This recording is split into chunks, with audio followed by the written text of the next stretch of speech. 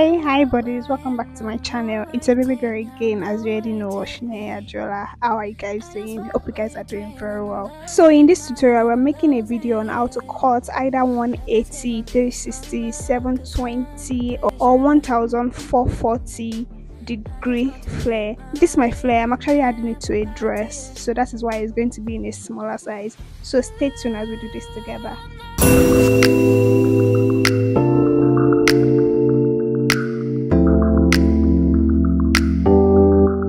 So how do we go about this? First of all, you have to fold your fabric the longer length. Then after folding, then you fold the side of the fabric.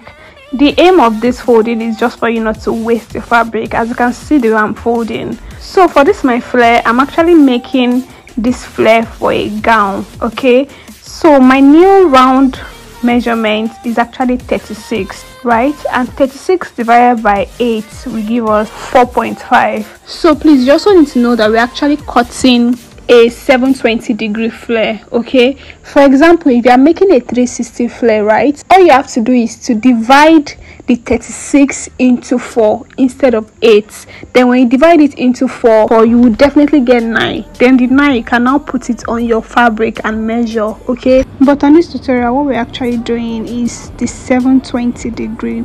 Okay, and my above new measurements round measurement is 36, and 36 divided by 8 will actually give us 4.5. I hope that's clear.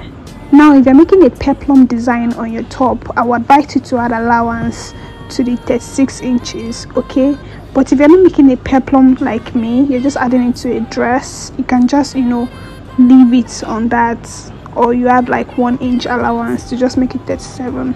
As you can see in the video, I already placed my tape rule on my clothes, which is the 4.5, and I chalked it out. Also, to add the allowance, if my own is like 4.5, I can just add 2 inches allowance, which is like 6.5. Okay, so instead of chalking 4.5, you chalk 6.5. That is how you get your allowance. Now after chalking my 4.5 in a circular motion, as you can see in the video, I now use my chalk to trace it out. And the measurement of the flare I actually need is actually 4 inches. The main measurement I actually need is 3. Then I added 1 inch allowance to use to just whenever I want to weave or do folding. Okay, and after getting a right full measurement, then you can now cut it out. I also advise in this tutorial that you pin. For beginners, you should pin your fabric before you cut so you don't move. As you can see in this video, my fabric actually moved, but I had to use my hand to control it. So just for in case, you understand, you can just use your pin to hold it so you don't move, because this is like a silk fabric. And this is actually how to make your 720 or 360 flare.